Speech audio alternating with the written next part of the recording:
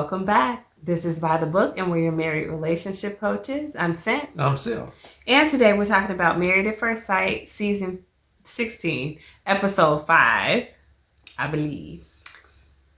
I think he's wrong. Anyway, I want to talk briefly about this whole Clint and Gina debacle. Now, we saw the beginnings of it last week. We saw a continuation of it this week. We talked about it being the beginning because we felt like Gina had, or at least I did, felt like Gina had word vomit. She didn't have to say as much as she said about her attraction level for him. Nothing was being pressed. Nothing was being asked. It just kind of came out of the blue. It seemed like it was hard for him to take. His nose was twitching. It was just awkward to watch. And what we speculated about was whether or not what he said in front of the group this week was reactionary to what insult he felt like he had received from her in the previous conversation. Now, what we didn't know, and I am incorporating some of the after party, full disclosure, into this, was that they had talked about these things before individually, like with one another, not in front of groups of people or even perhaps in front of a camera of any sort. So it had already been shared with Gina by Clint. I believe it seems that he had previously dated a different physical type of woman. And she had likewise shared the whole not into ginger feature people, etc. So something we hadn't even seen before has been now redelivered on the screen, but we're seeing it as if, it's the first time happening. So of course, if you guys watch this episode, like the big point, the big drama, if you will, of this episode was the whole kind of crash and burn conversations between Clint and Gina, where they started off in the group setting, where Clint says, first of all, before I say Clint says, Gina introduces the idea that they're not each other's physical type, right? Yes. And, I think that Clint came from a point of not wanting to feel embarrassed by what she had said about him. Yeah. So he didn't lead with that. He led with what his preferences were. And I guess alluding to the fact that she did not fit into them. Yeah. So he led with my traditional type that I usually date is slender, athletic, and to say one is to exclude the other, right? Yeah. So obviously he's alluded to the fact that Gina is not slender and athletic to him. Yeah. Or as slender and athletic. Right? Yeah. And then he follows that up kind of almost as an afterthought by saying, and she says she doesn't like gingers or gingery features or whatever. So everybody's uncomfortable. I think the men are uncomfortable because we're dealing with, in my opinion, a season of Married at First Sight with some of the curviest bodies on women, and some on men too, that we've seen. And it's nice to see. Well, I mean, Yeah, okay. Yeah, I'm listening. Go ahead. It's the curvier bodies on there. We see a lot of boobs. We see a lot of booty. We see a lot of curves. There's some woman curves on this show. So if, you're going to say something like slender and athletic and kind of allude to the fact that Gina, who fits well within this circle of women, it's not like she's way bigger than any of the rest of them. It's save maybe Jasmine, because she's pretty much on the slender side, but everybody else, is kind of in the same boat. And then it could offend them. And it did, but it's because of the way that Clint delivered it. Now, or maybe it's just the sheer fact that he delivered it to the group. I think that's what offended Gina the most. I think what offended the ladies is the way he delivered it. I think that if he had started off by saying, Gina said this about me, you know, like she shared with me that I wasn't her type, that I had these ginger features and she really wasn't into it. The hair, the skin, the freckles, whatever it is, you know. And then I shared with her that, you know, my body type that I usually have dated or I've dated in the past has been a little bit, no, I don't want to say more, has been athletic. Could have left the slender part out. Maybe just athletic and left it at that. Then I don't think the ladies might have been quite as offended by it. Maybe a little bit, but not as offended by it. I mean, but why, from Gina's standpoint, why be offended? Because she has a 26-inch waist. So she said, you know, so since your waist is inches? She said inch. I mean, so since you're so slender anyway, so why be offended? Right? Because he was alluding to the fact that they were more slender than her, I suppose. Than her 26. So I didn't, to speak to that point, you know, when she had her private conversation with him after she kind of finally processed everything and realized how angry she was at him, and the ladies had kind of amped her up and told her how disgusted they were with the comments, you know, then she came back to him and said, you know, when you say something about not being slender enough. And he tried to interject and say, I didn't even say slender enough. And she was like, you did say slender. Now, y'all may not know this about me. Tell them about you. But I'm all about words. Words are important. Being quoted. To say, yes, I don't like being misquoted. And she did misquote him. And to leave out one word or to add one word in the description of certain things can be very, very significant. So he did not say that she wasn't slender enough. He said the women that he dated were slender and athletic. He did use the word slender, but he never made a direct comparison and said, Gina's not slender enough for me. Just because she's not as slender as the women that he may have dated before doesn't mean that he wasn't fully attracted to her. Yeah. He could have been. Yeah. So she went a little step beyond where I think she should have gone in trying to paraphrase what he said, and made it a little bit worse.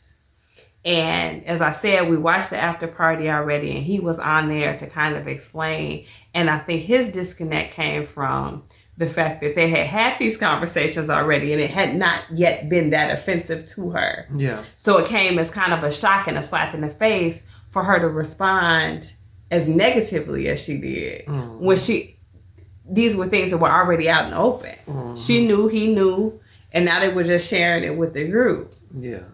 And maybe he should have known better. Maybe he shouldn't have said it the way he said it. Maybe the timing was bad. Who knows what? But for him, I think he was a little bit oblivious to it.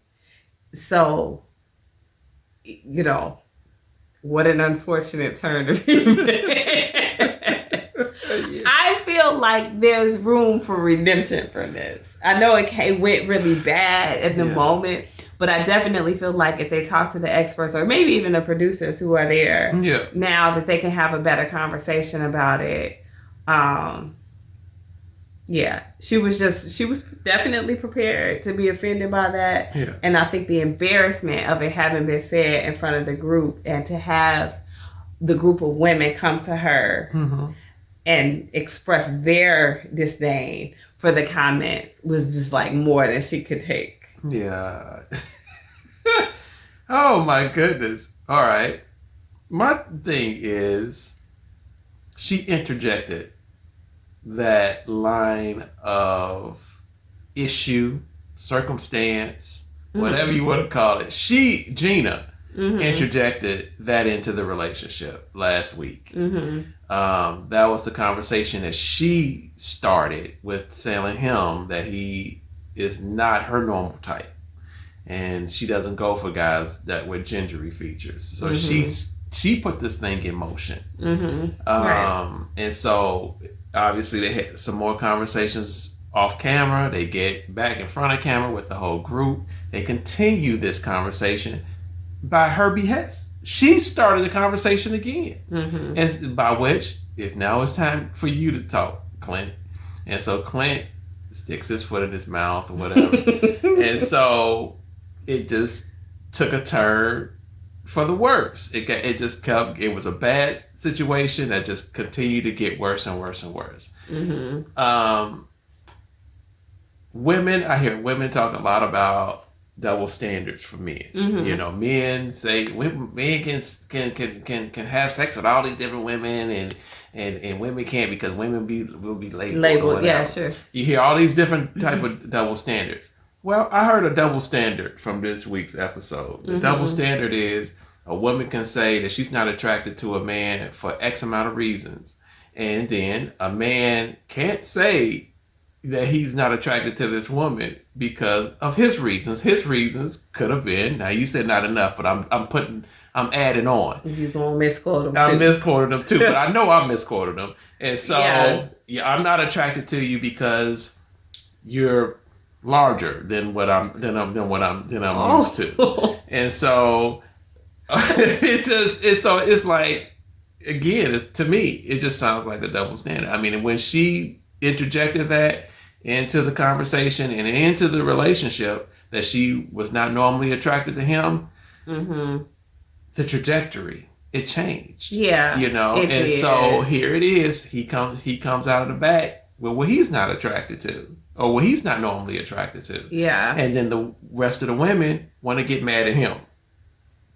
Double standard. There is a double standard. I will admit to that. I do feel like weight, and particularly the weight of women, is one of those very touchy subjects that most people are aware they should probably steer clear of for risk of being not politically correct or, having offense taken.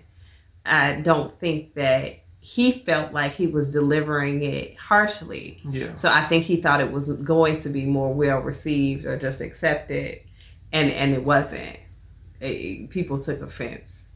And he was in a group of people who had body types that potentially would take offense to something like that. Yeah. This is like, what do you mean by that? How slender are you talking? I have never understood the high level of offense taken because everybody is just not everybody's cup of tea. Right? So like, there's going to be people who I'm too thin for and people who I may be too thick for. That's life. That's just life. You maybe don't want to hear it from your husband per se, but like, is he really your husband? I don't really give these marriages any weight. Yeah. So I'm uncomfortable with how angry she got about it. I wish that they had a more mature type of conversation. I do understand his frustration because she walked off from it. She wouldn't continue to engage. Yeah.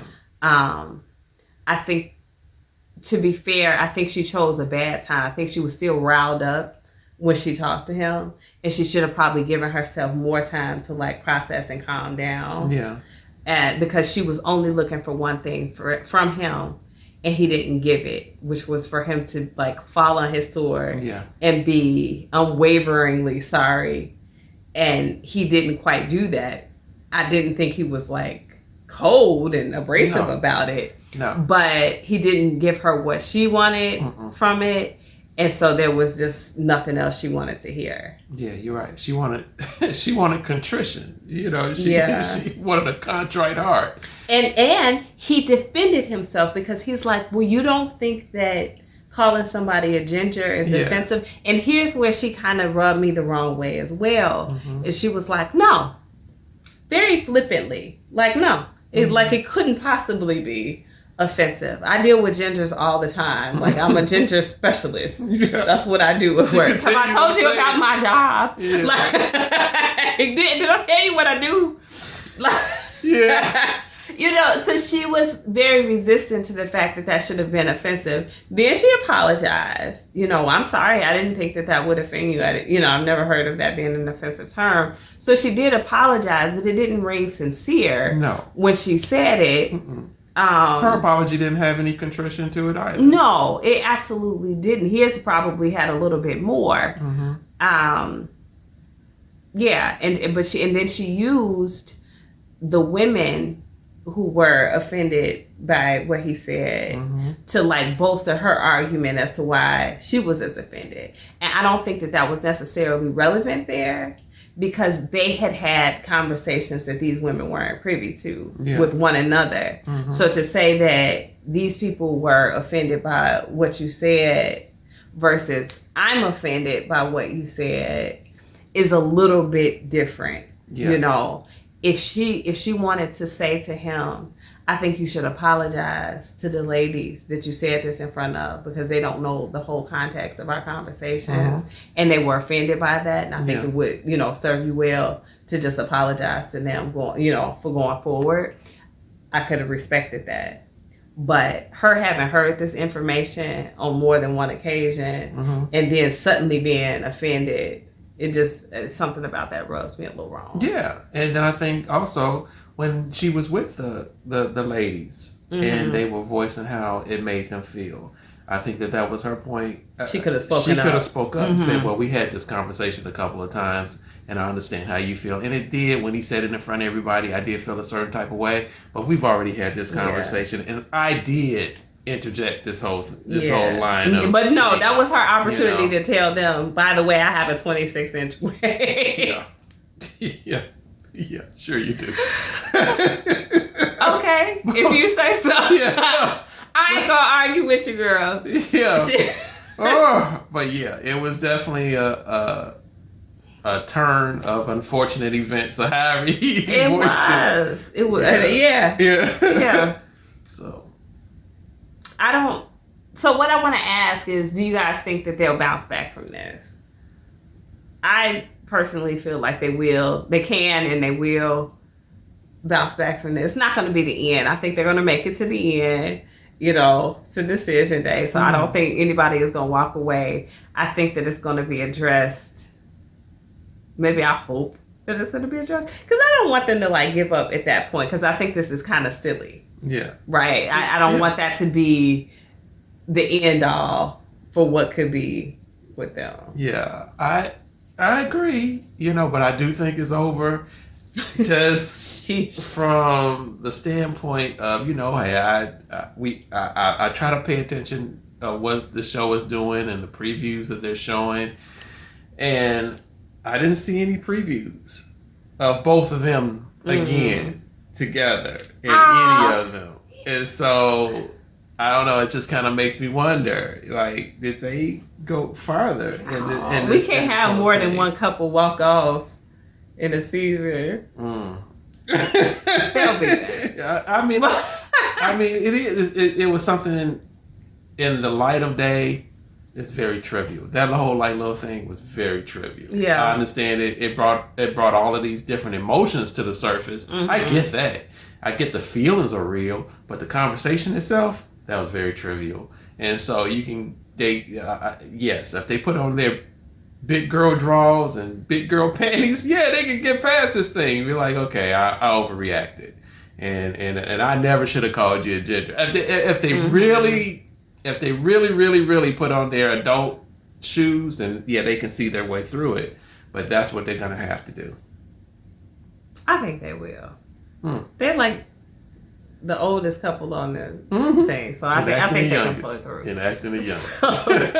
Anyway, guys, let us know what you think. Drop those comments, like, share, and subscribe. We'll talk to you all soon. Bye.